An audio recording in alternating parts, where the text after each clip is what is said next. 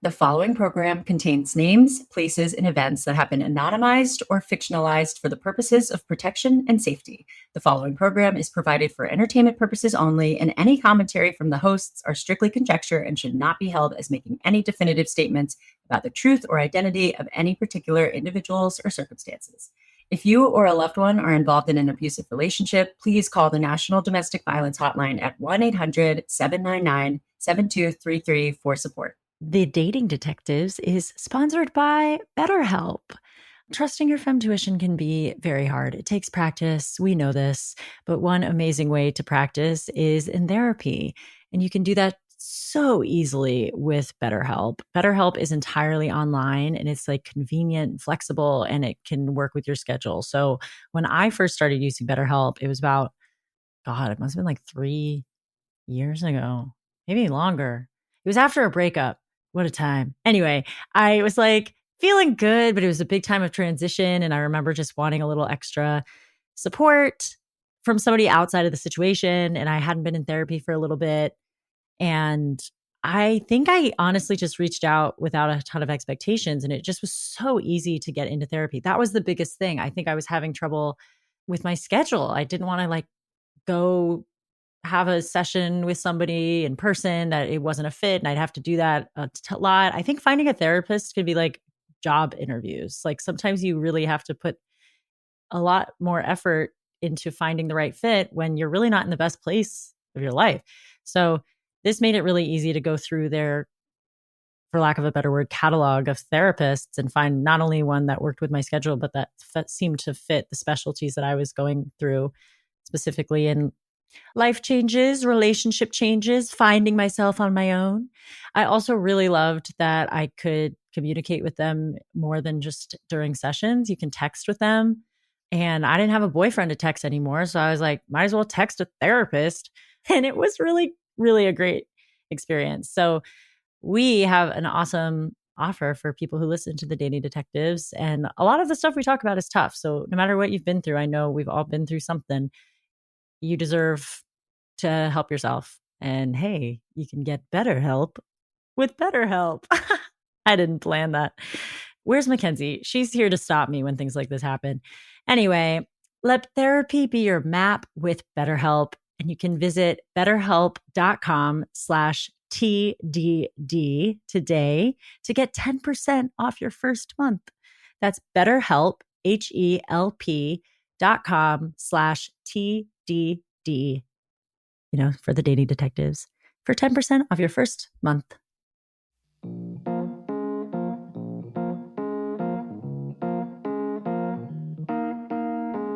Hey! Hey, Hanna, how are you? Wait, can we just stop? Okay, ready? Okay, straight face, 3, 2, 1. You guys, Hanna and I are having a morning recording. We just had to say hello to each other like 6 times because we don't know how to talk this morning. But hi, we're here. Hi, Hanna. It's so good to see you. You guys, I'm so excited for today's episode. We have a really good guest today. Oh, yeah. Well, let's get through our announcements. First order of business so that we can get into the story. We do have some exciting announcements.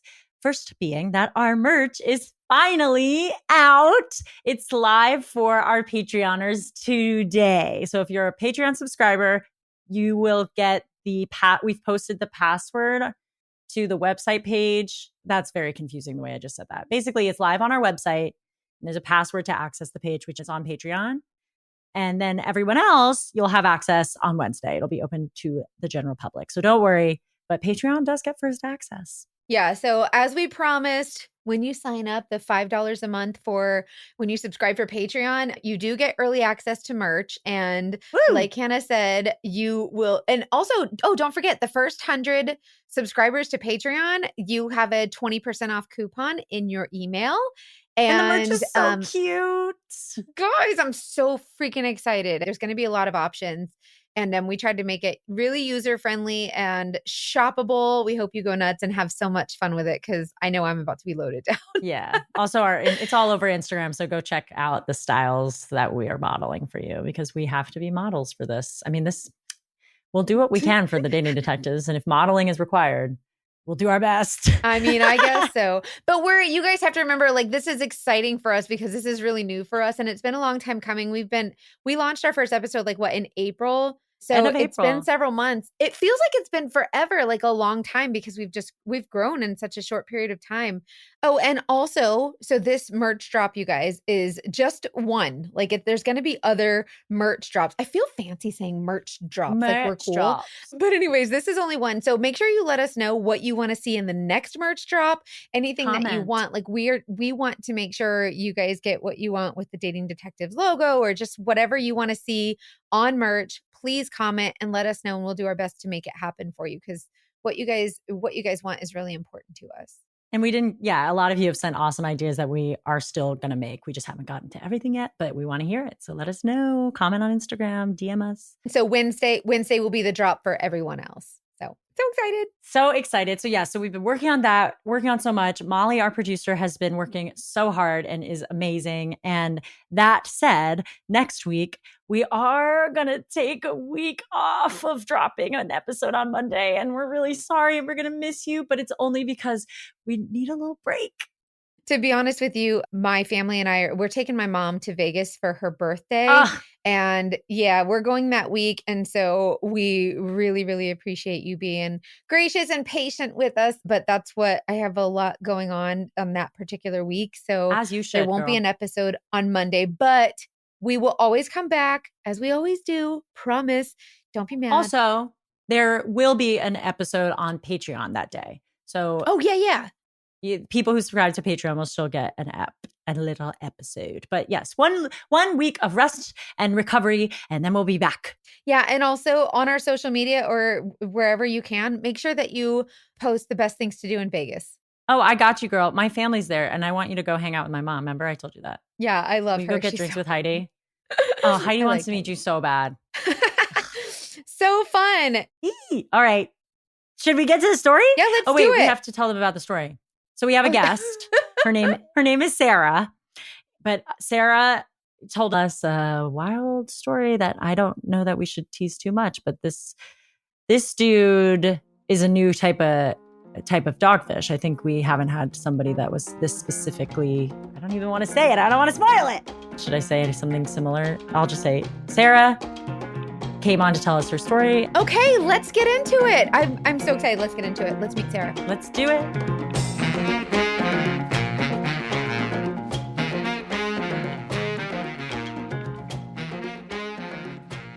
Are you ready to jump in? Let's hear from Sarah. Sarah, take it away. Hi. Well, hello. Thank you for having me.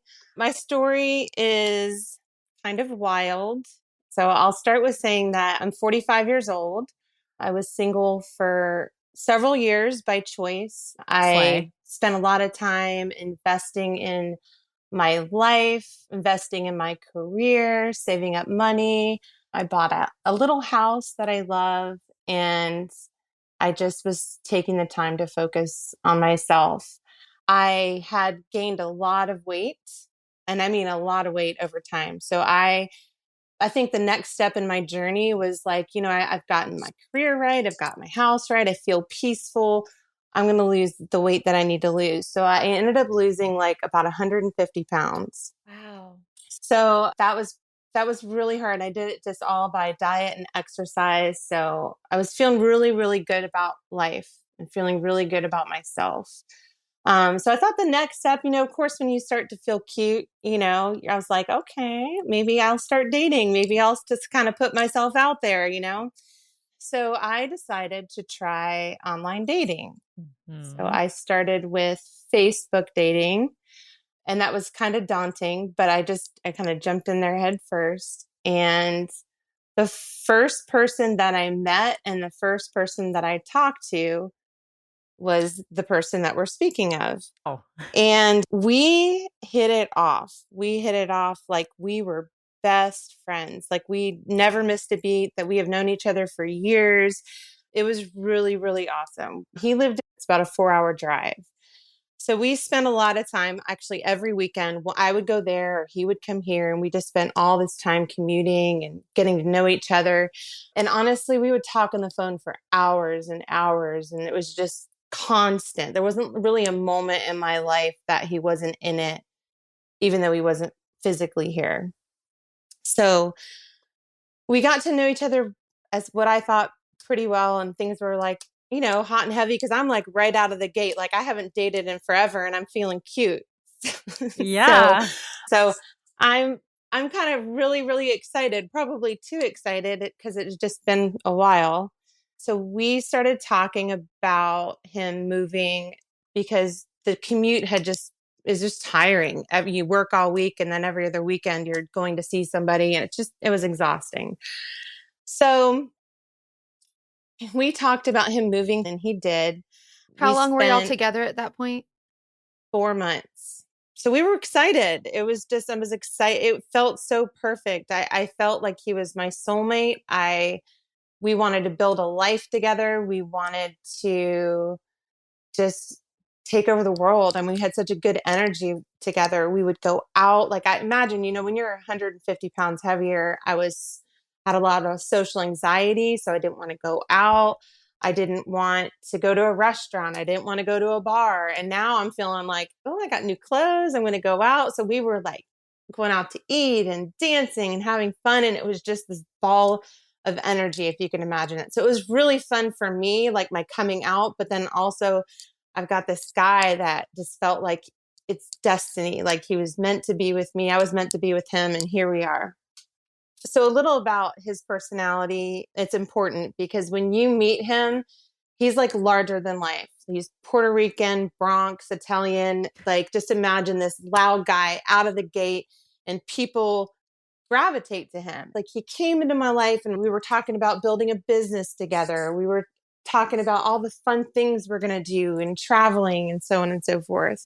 So my family was really excited, not really excited about me dating, but then when they met him, they embraced him with open arms and really loved him, which I thought was really, really sweet. And that says a lot because I have a very small Italian family. My mom's 80 years old, a little Italian lady. It takes, she'll either love you or cut you or feed you or I love her. Who knows?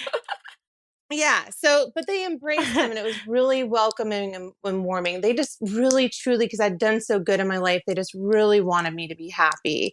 And he fit right in. I mean, he fits along with anybody that meets him. I mean, he's just got, everybody loves him. So I moved him in and we just started building our lives together. Did it feel too fast or not? There was no part of you or no one in your world who was like, wow, this is happening really fast. It sounds like it was all working. Yeah, it was working. And I just went into it with a leap of faith because for so long I had shitty relationships. And I was like, you know what? I'm 45. I'm not going to bring this baggage that I've carried into a new relationship because I could. And then in essence, it would just fail because of my baggage. So I just decided, you know what? I'm just going to jump off the cliff, give him my trust. This is all hindsight 2020, but so, could have done so much better, but just gave him my trust,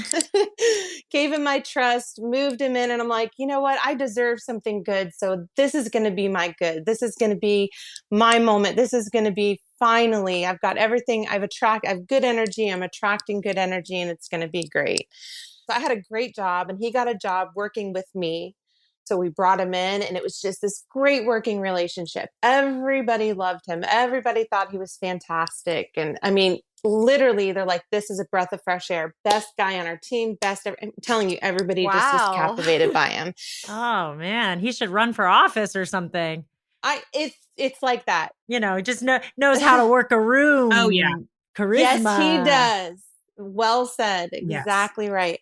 So we were together he had worked with me for 1 year. For 1 year, things were great. Things were happy at home. We never argued. It was really, really great. And there were a few red flags. Like when I went to visit his daughter for Thanksgiving, we were just having a little chat on the back porch. She's about 21. And she was talking about all different things. And we were talking about astrological signs and whatnot. And she was talking about how her dad's a Gemini. Let's just leave that there. But anyway. No offense to any Geminis. We love Geminis. We love you. But she said, like kind of out of the side of her mouth, she was describing his personality in the context of like astrological signs. And she said, and my dad does lie. And before I could say anything, it's almost like she knew I was going to speak. She goes, my dad lies. I know he lies. I've caught him in several lies. And then she just segued and kept talking and moving on. But that was definitely, and I remember sitting on that boy. what?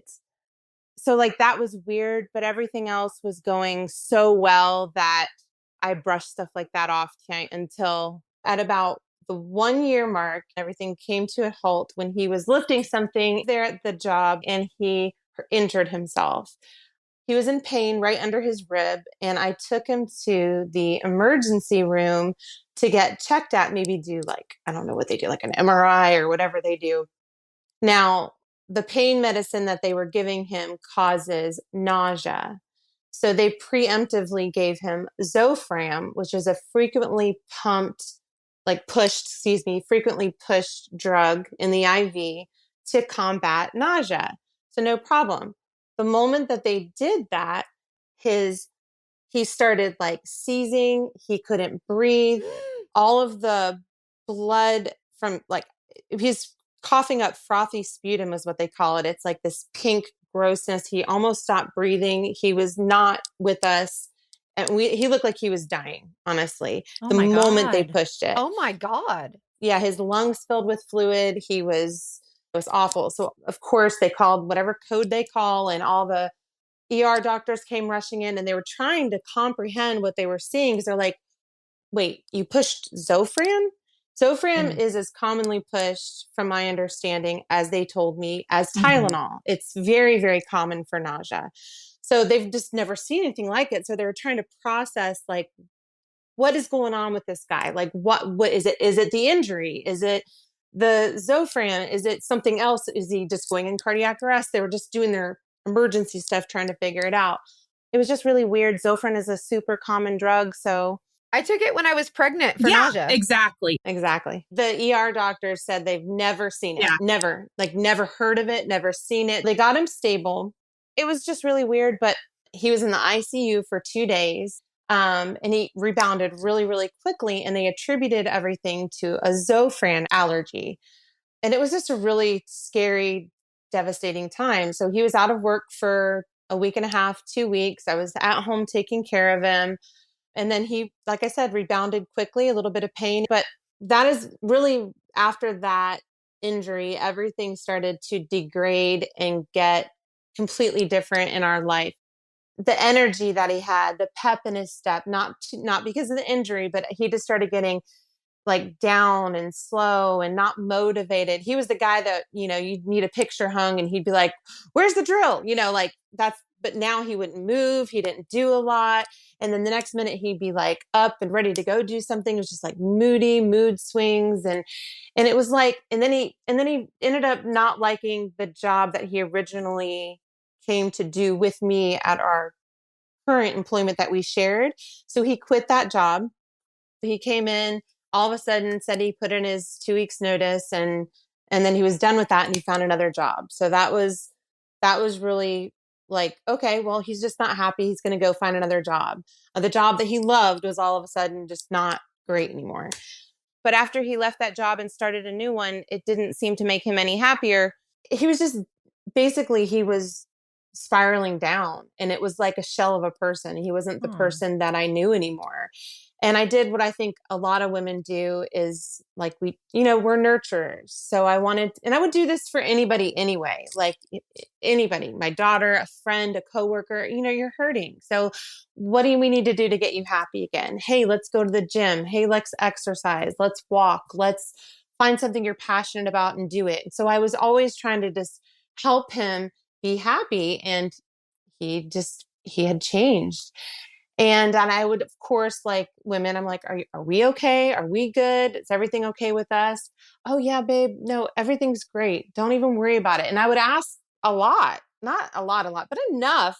I'm like, are you sure? Yeah. And I remember one time it stuck in my head. He's like, listen, if there's anything wrong with us, I'm going to tell you. You can stop asking me that. Everything's great. It's nothing to do with us. I'm like, okay, I got it. Heard, received, understood. No big deal. Got it. So there was this is over like 4 months, he had just maybe 3 months, just that unraveling of himself. So one day, this is in March, he came home and he opened the front door. I was working from home and he looked really disheveled. And he sat down. He's like, I need to talk to you.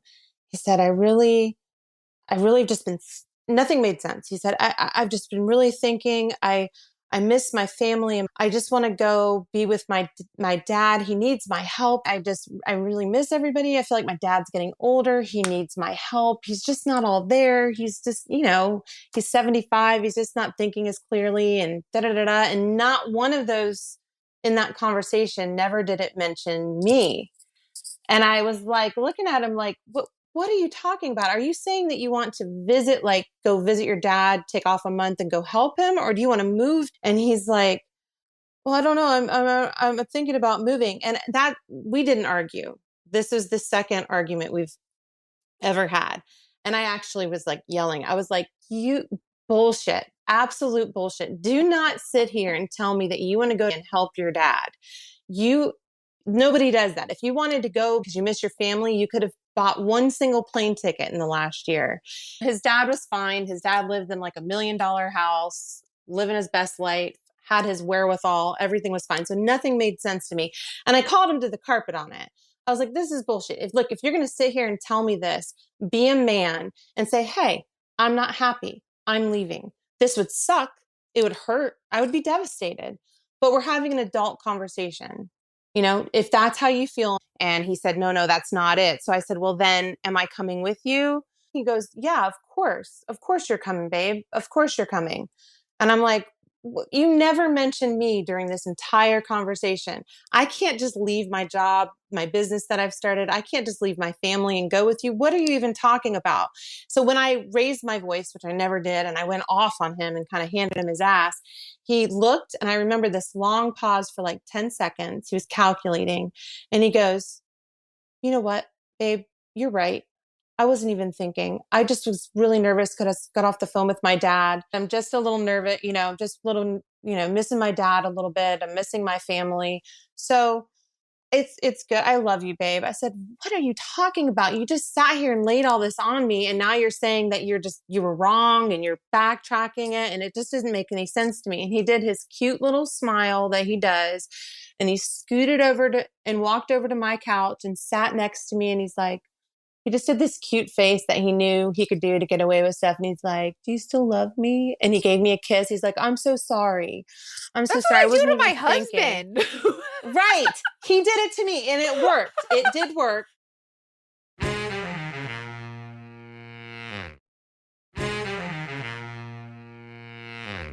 So I accepted what he said when he came over and gave me a kiss. I wasn't completely there with it, but I felt like my heart just was ripped out of my stomach. So I take a moment to process things, and I was just going along like everything was okay. We just proceeded with our errands and dinner for the night. And I was, wait, did he then say like, just kidding, cancel that, I'm not going? Yeah, he basically is like, yeah, no, you're right. I'll just buy a plane ticket, like you said, and I'll go visit them. I don't need to go be down there. I was just freaked out when I was talking to my dad. He just didn't sound right. And I just got all in my head. So I'm just, okay.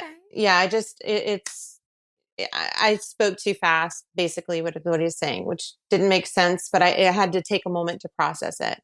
So we just continued about our day. It was just a little bit easier for me to do that mentally as I'm still processing everything in the background.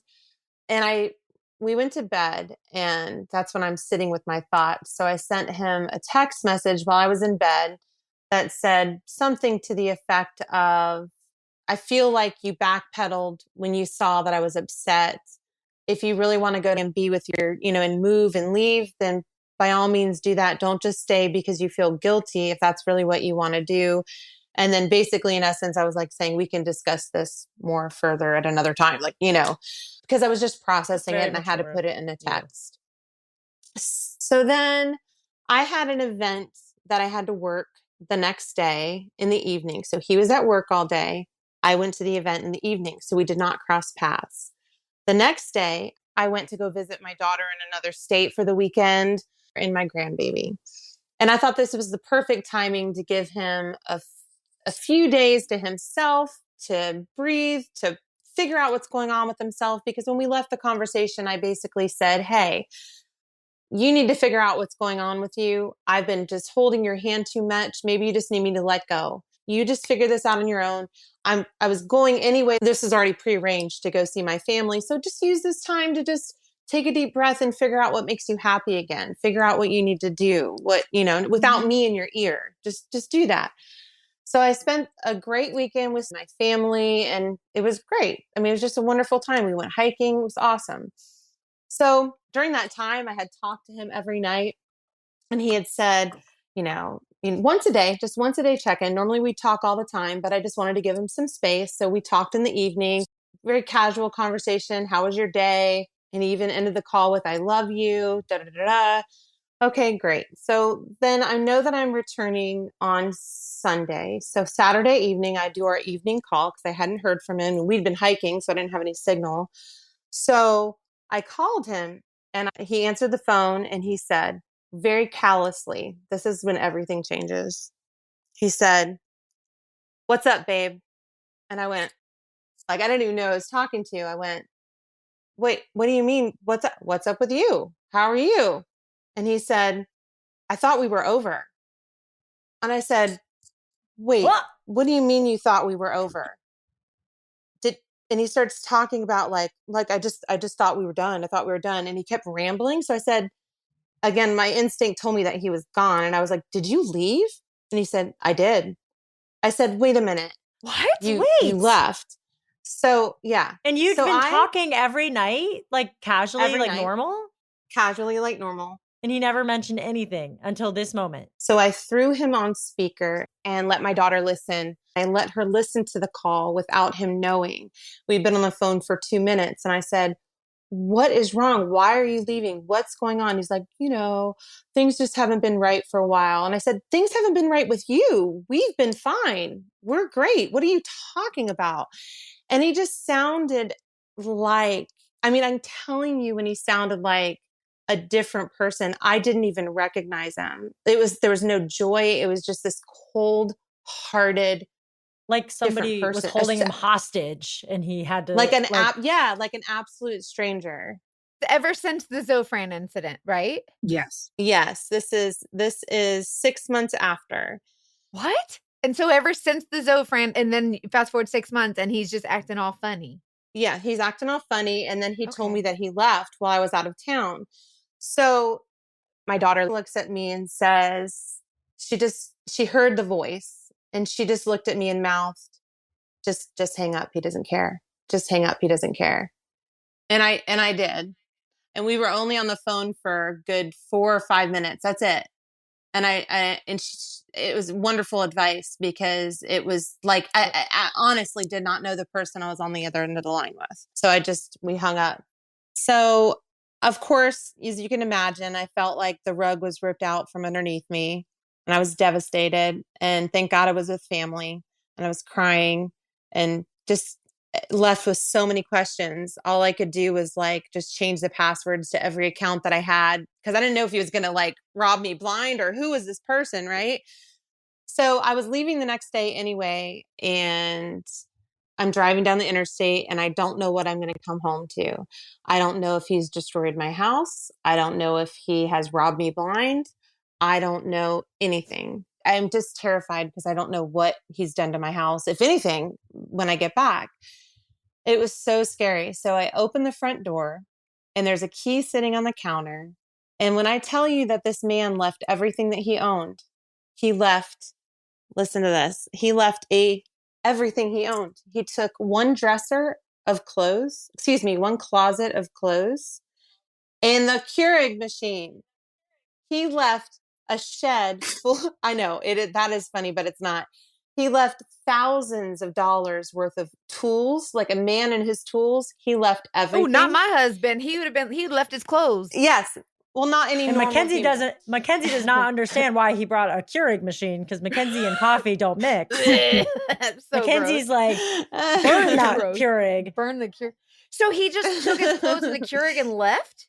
Yeah, he left thousands of dollars worth of tools. He didn't take a dresser full of, you know how guys have shirts, like you collect shirts at every concert you've been to, every everything. He left at least 100 t-shirts.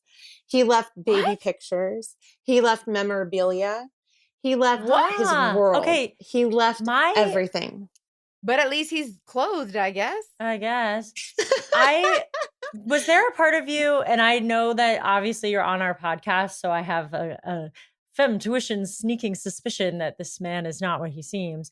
You don't say.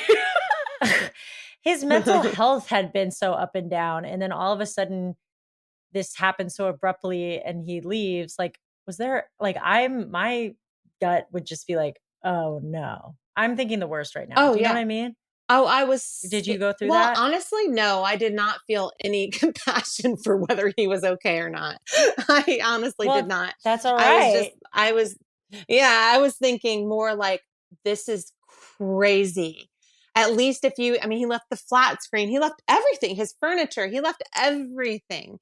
So it was more of like the added on mystery, because if you look at it, you're like, this is not right. Like, this is crazy.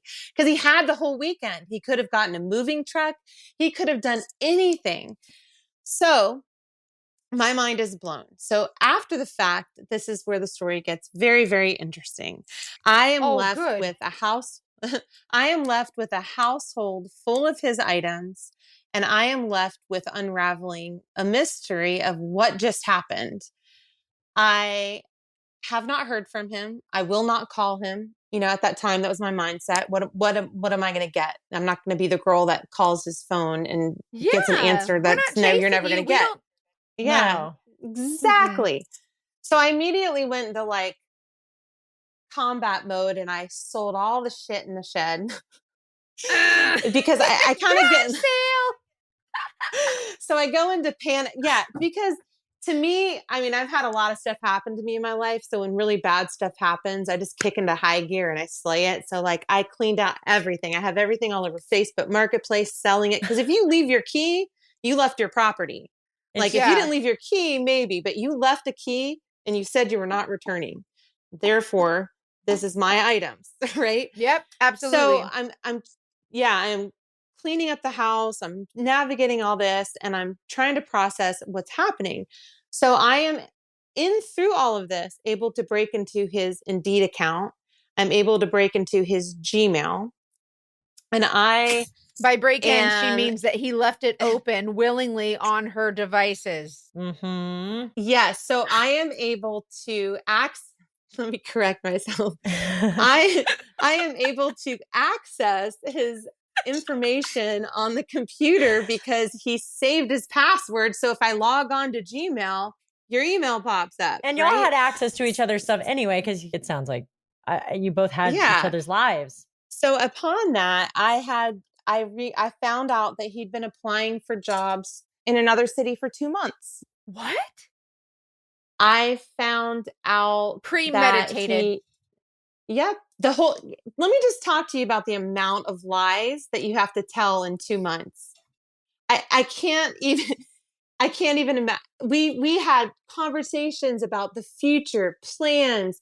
Maybe I'll leave my job. I recall the night before, or a couple nights before I left, we sat in the van and he was talking about what would he do if he quit his job? Like, what would happen? What are plans? Turns out I called his boss. He had already put his notice in. Oh my God. That Wednesday, after he had the conversation with me the next day when I had my event, he had already put in his notice. What? Said he was leaving, then had conversations with me about, I might quit my job. I might stay. This guy's backwards. Yes. And then He's saw confused. The moment that he left, he blocked my entire family on social media. He blocked so he didn't everybody. Want people to see. He didn't want to be traced. He didn't want to be found. Now, this is a family that has embraced him and loved him. And he then contacted me. My phone rang 1 week later, and I answered it because why not? Looking back, if I could do it all over again, I wouldn't have answered it, but I wanted to know. I just wanted an answer still. Well, yeah, I can't imagine not. I wasn't in this place of healing. See what was going on. Yeah. Yeah, exactly. So the phone, as soon as I answered that, I said, hello. He said, so you're just never going to talk to me again? Oh yeah, And it's I on said, you. It's and it was like I was you're in the problem. Yeah, like I was in the twilight zone. I'm sorry, what? It was just, yeah, I'm sorry. What? You just abandoned your life and your clothes and your belongings and disappeared like a thief in the night. And I'm not going to, it was just mind blowing. Is he and on then, drugs? That's what I'm like. What is he on? hold on. We're on to something, detective. So it makes absolutely no sense to me. And he said, I just want to tell you that I'm sorry. Like I've never done anything like this in my life before. And I said, I find that very, very hard to believe that a You're doing it 45-year-old so well. man, exactly. And again, that was just a 3 or 4 minute conversation. I didn't want to, there wasn't anything to talk about. Like, what do you talk about? It was very, very strange. But after that call, I just kept digging because I needed to know why. Like, why did he do this? So I was able to find him on social media. He changed his last name to something else, like a nickname he had from his childhood. And the way I was able to access it was finding an old message he sent me on Messenger, because Messenger doesn't delete conversations. It sure don't. Name yeah. So it showed me the name change on which he had done. Therefore, I was able to create a fake Facebook account. We love a burner. Stalk him. We love a burner. And so I was able to, with the information in the Facebook Messenger, see the new name change and go online and locate him through a imaginary Facebook page that I had created. And on that Facebook page, I saw that he had a new girlfriend. And when is this? How soon after? And the date is 3 weeks. What? 3 weeks later. Yeah. 3 weeks later, she was comfortable enough sharing his truck ad online in which he was trying to sell it, saying, hey, could you help us sell this? So to me, do I know that he was cheating on me before he left? I do not. Does 1 and 1 make 2? It does. Oh my Lord. It makes sense that in 3 weeks, if somebody is already comfortable enough to post your personal stuff on their Facebook page, it shows me that there is a comfort level that you could have not achieved in 3 weeks. Yeah. So, I mean, it don't take a rocket surgeon. Yeah, that's right. Is this girl in the new state with him now? Correct. Yep. That's why he wanted to move back. That bastard. My dad needs me. Right. So the crazy part of the story too is that as I'm investigating I'm putting the pieces together in my head, I spoke to my neighbor. I live in a good neighborhood. It ain't the best neighborhood. And my neighbor across the street may happen to be able to partake in the purchasing of illegal drugs. So he did confide in me that he had been buying cocaine from him. Ew. Yes. So that's why he was like so up and down and up and down. And also 1 + 1 is 2. The Zofran. I will tell you this about Zofran. I am not a medical doctor. I'm just going to tell you the facts about Zofran are this. So what we're saying is that it's possible that when he got hurt at work and went to the hospital and they put him on the Zofran counteracted those, or did something with the cocaine. So during our initial dating phase before he moved here, he did disclose to me that he had a felony and that he was in jail and incarcerated for 3 years. Everything he said added up to me. I did look it up. It was for trafficking cocaine, and he had a couple charges. So he said when he got out of prison in 2007 that he changed his life and that he was just doing better and he was never going to go back to that life anymore. And I ran a background check at the time, so I could see that everything that he said added up. And in 2007, there were no other charges. There wasn't anything else after the fact. So it's 2021 at the time. And I'm like, okay, we've all made mistakes. Change man. That's like 15 years ago. So that to me is a very, very big red flag. I can look back at everything now and see a lot of things happening. For example, he mentioned, when you're in a relationship, you always talk about your exes and you always say they're crazy.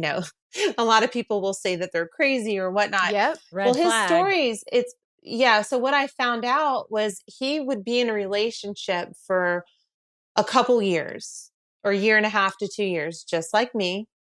He would be in another state, leave that person, go to another state, change the last name on his Facebook to a different name, What? and then start over. So he was like a life hopper. Wait, how He would did go you from find one that person to out? the next. During our dating period, he would tell me about relationships that he had been in. That I had been in a relationship with a girl and we started our own business together. We were building a life together. We were doing everything that we were doing. And then he would give me one reason or another why they didn't work out, why he left. And I didn't connect the dots looking back. I should have, but I didn't connect the dots that was like a pattern until it happened to me. Yeah. And then I was able to reflect on his relationships and say, oh my God, he did the same thing to me that he did with everybody else. So he had been in North Carolina with one girl, same thing, started a business, did this, yada, yada, gets them all pumped up, and then gone to Florida, done the same thing, et cetera, et cetera. I remember one story from his ex that he told me was that she showed up on his doorstep one day, just pissed and yelling and, she was crazy. She was this. And I'm sitting here thinking, if I had known where he was, I would have been that crazy bitch on the other end of the door, There's usually two sides to that story. So I didn't connect the idea that he was a life hopper until it happened to me. And then I was able to reflect on all the stories that he gave me and put it all together and just see this pattern with him. I just wanted so wholeheartedly to love this guy and to create a different future for myself and maybe just really have something. I thought I deserved it at this point with all the great things I had done in my life. And it allowed me to, ignore and glaze over things that are so obvious now and weren't obvious at the time because I just went in with my heart first. Was there any love bombing? Like when you hooked up with him, was there any love bombing? Like the constant like reassurances and the you're beautifuls and all that? Like, was there any of that? Yes. Looking back, that's a really important point. One thing that I have learned from this is that, time is really the teller of all things. It's not normal to talk to somebody and be on the phone with them all the time in your ear. Like we would talk, I would go exercise and walk, and he'd talk in the mornings, in the afternoons, on my lunch breaks. It was constant.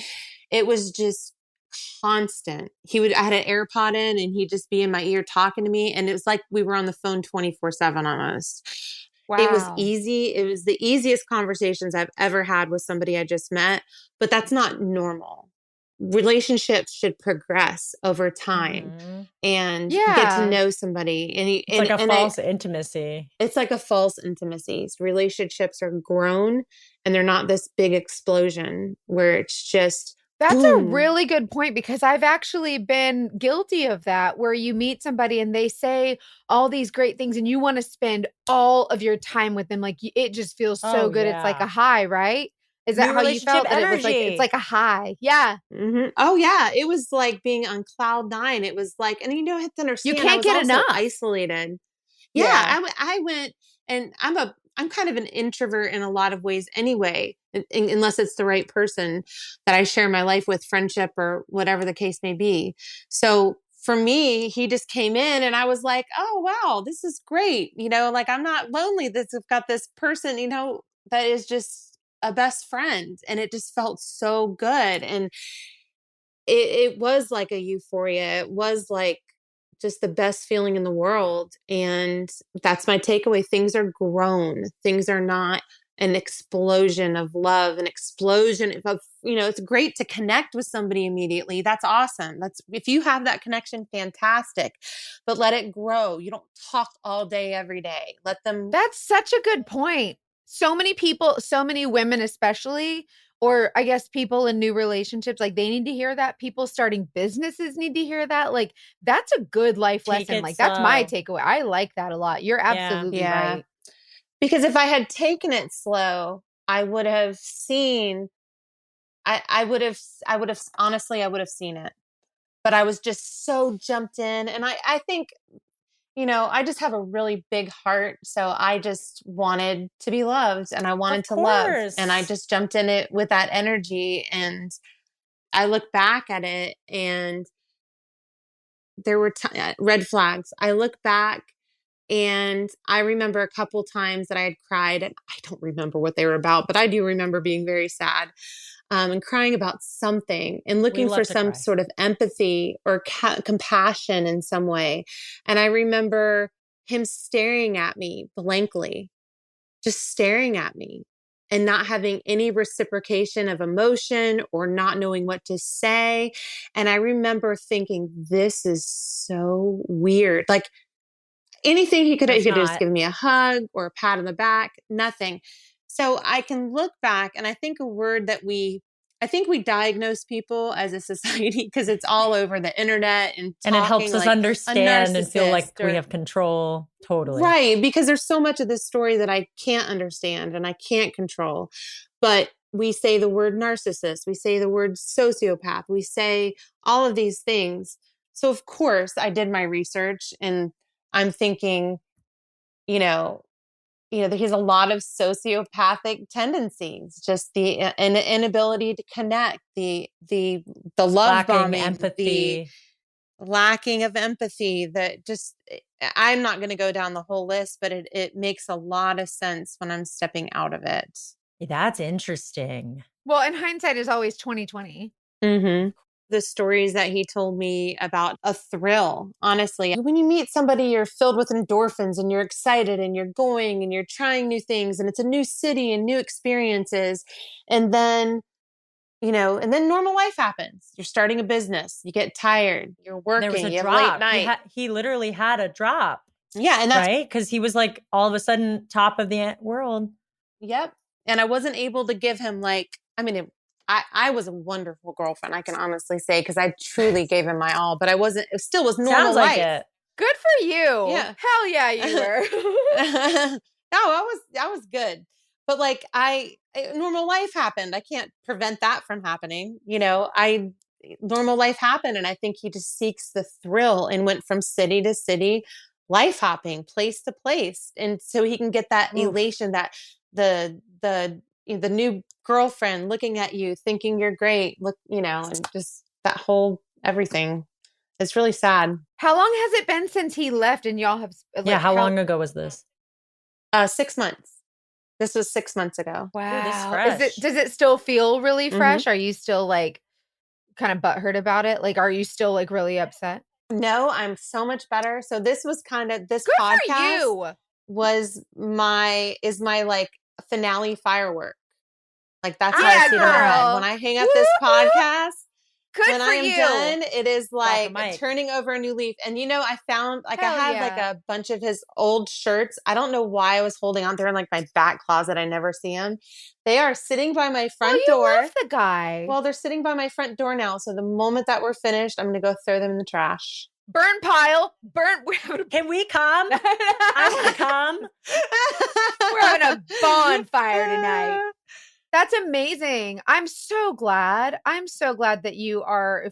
How are you as far as dating and getting back into the dating world? Where do you stand right now with that? So I tried to put my toe back into it and it was really disheartening. Yeah. And then I just pulled the toe right back out. Well, 6 months is not a long time. No. And I'm just focused on my business and my family and my life. And if somebody organically will come into my life, great. But that's it. I don't blame you. No, for now. And that might change later, but at least you're at a place where you're okay with not having a relationship right now and being you know what? My business is rolling. This is what we're doing. And that's where where your focus is. I love it. Thank you so much for Thank you guys so much for on. coming on. It's so nice to meet you guys. Thank you guys. It was so nice meeting you. This has been so fun. I am going to go burn his clothes now. Trash Burn 'em!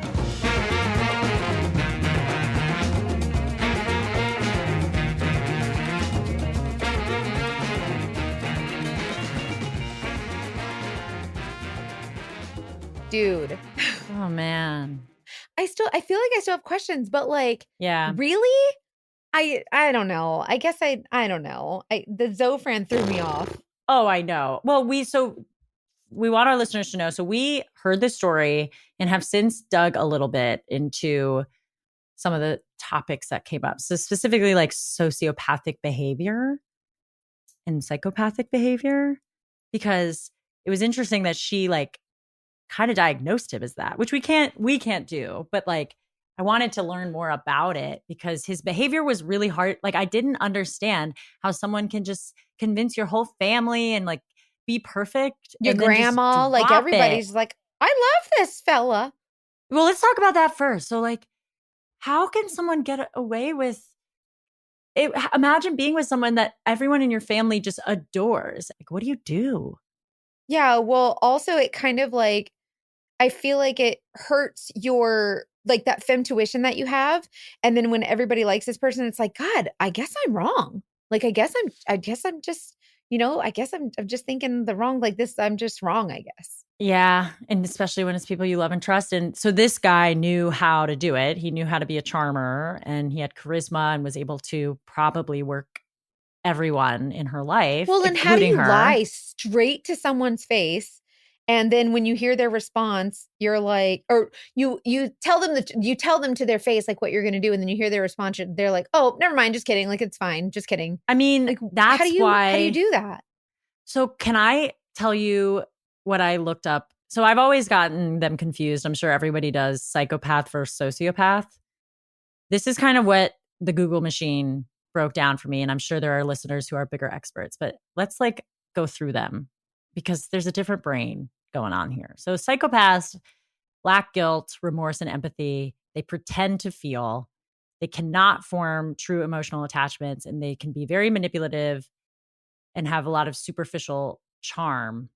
And then sociopaths sometimes feel guilt and empathy, but they lack remorse. They can be more like reckless and aggressive, and they can lie and be more volatile and quick to anger. So we are not medical professionals. We cannot diagose him But we all. are the freaking dating detectives, and it don't take a freaking rocket surgeon to figure out this dude's maybe probably a little mentally bit off. unstable. Yeah. So what we can do is we can look at his behavior and observe that and learn from that and try to make our own little, because how often are we trying to label things to help us understand them? Like you deal with the person like that, and it's just, you're out of control because they're not functioning in the way that we function. Like, yeah, it's just how, so yeah. So the one big thing that she talked about was he was always seeking like a thrill, a dopamine rush. And then I guess it's very common with sociopaths that when they do not have that thrill anymore and they get bored, it's really easy for them to switch off and just kind of shut down, maybe leave the situation to seek out something else. So in this case, switching off though, that's a real thing, right? Isn't switching off like that's a real thing that we learned from the Google machine? Not because we're Google doctors, machine. we're Google doctors, because we're but sleuths. It said something about switching because that's what we do. We investigate. Duh, we detectivate. So yeah, it's that was beautiful. It did. Thank you.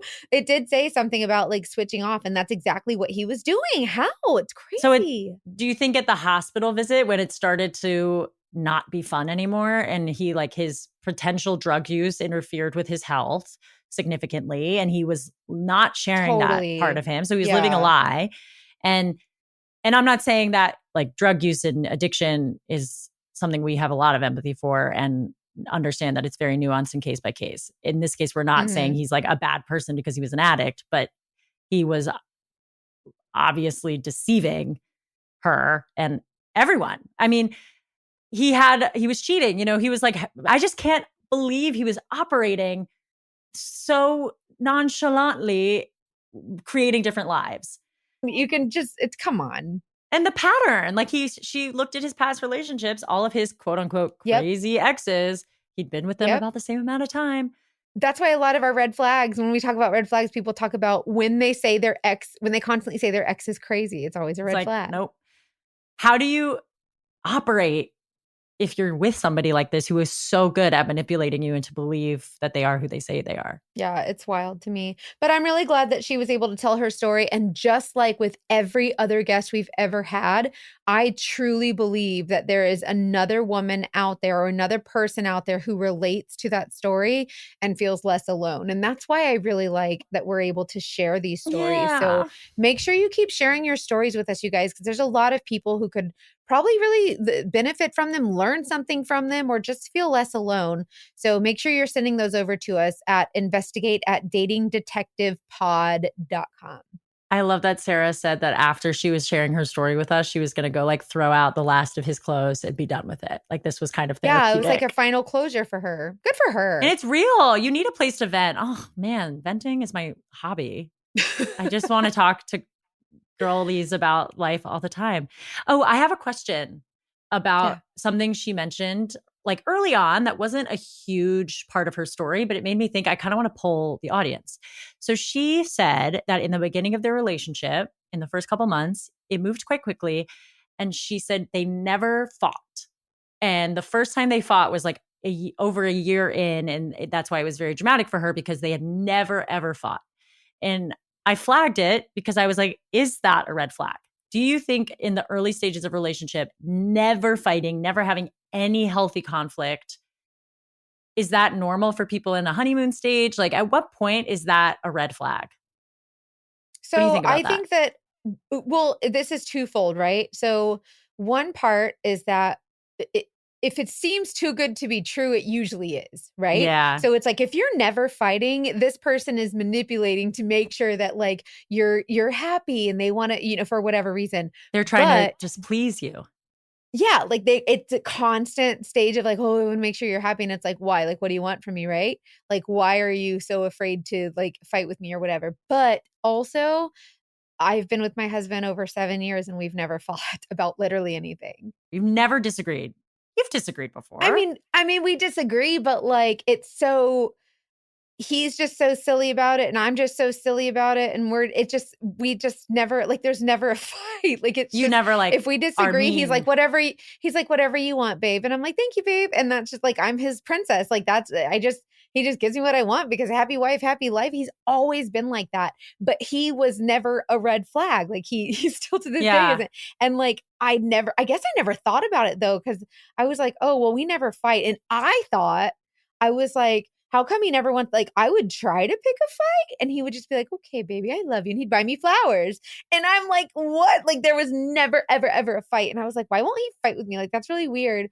And then I just realized it's just not his temperament. He doesn't care. Everybody has a different fighting. I think also like we all define fighting differently. Everyone has different fighting styles. Too, yeah. Well, it depends on the story too. Like it depends on the rest of the story. Like the rest of the story went to shit. So like, yeah, like now we know that was a red flag. But like if it goes well, like for instance with me and my husband and still like we just don't fight. Like we fuss at one another, but it's always silly. Like it's never, and I think that's just our personalities. It's a really good question though. I would really love to poll the audience though. We're going to put that on our social for sure. Just a thought, just a little thought in the noggin. We're getting very thoughtful and deep, you guys. We need to hear from you. You have to let us know what you think. These women, they think too much. We really do. We talk too much. We think too much.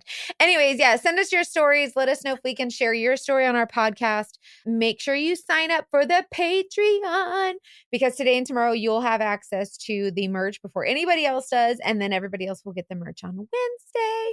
The Patreon's only $5 a month. And we 100%, like I can't tell you guys enough how much we appreciate your love and support. And make sure you follow us and share us on your Instagrams. Yeah. And your socials. And for everyone else, we'll be back in 2 weeks with our regularly scheduled programming. And we've got some good programming coming up. I'm excited. We have some good next stories. Monday, there will be a Patreon. There just won't be a regular episode. So this might be a great time to sign up for Patreon, or you can wait the 2 weeks and then I'll be back from Vegas. It'll be awesome. Ooh! Can't wait to follow along on your Vegas trip. I know. It's going to be so fun. Anyways, we Be love safe. you guys so much. Thank you again for listening. And as always, trust your femtuition. Bye, Mackenzie. Bye.